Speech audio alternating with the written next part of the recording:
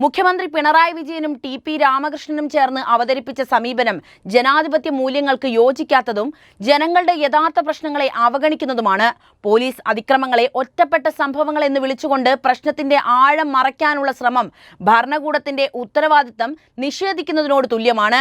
സമൂഹത്തിൽ ദിനംപ്രതി നേരിടുന്ന ഭീഷണികളും അനീതികളും അനുഭവിക്കുന്ന ജനങ്ങളുടെ ശബ്ദം മായ്ച്ചു കളയാനുള്ള പ്രചരണ തന്ത്രമായി ഇതിനെ കാണേണ്ടത് തന്നെയാണ്. അതേസമയം ടി.പി. രാമകൃഷ്ണൻ ഇടത് സർക്കാരിനെ വെളുപ്പിക്കാനുള്ള ശ്രമത്തിന്റെ ഭാഗമായി ജനങ്ങളുടെ യഥാർത്ഥ വേദനകളെയും പ്രതിഷേധങ്ങളെയും രാഷ്ട്രീയ പ്രചാരണത്തിൽ കണ്ണടച്ച് കാണിക്കാൻ ശ്രമിക്കുകയാണ്. ജനങ്ങൾ നേരിടുന്ന കഷ്ടപ്പാടുകളെ ചർച്ച ചെയ്യാതെ ഭരണകൂടത്തിന് അനുകൂലമായ വാദങ്ങൾ മാത്രം മുന്നോട്ട് വെച്ച് പ്രശ്നത്തെ ചെറുതാക്കി കാണിക്കുന്നത് ജനാധിപത്യ സംവാദത്തെ ദുർബലമാക്കുന്നതാണ്. മുഖ്യമന്ത്രിയുടെ വാക്കുകൾക്ക് വിരുദ്ധമായി കഴിഞ്ഞ വർഷങ്ങളിലായി പോലീസ് മർദ്ദനം, അനാവശ്യ അറസ്റ്റ്, മനുഷ്യാവകാശ ലംഘനം, രാഷ്ട്രീയ എതിരാളികളെ അടിച്ചമർത്തൽ എന്നിവ ഒരു സ്ഥിരമായ പ്രവണതയായിട്ട് മാറിയിരിക്കുകയാണ്.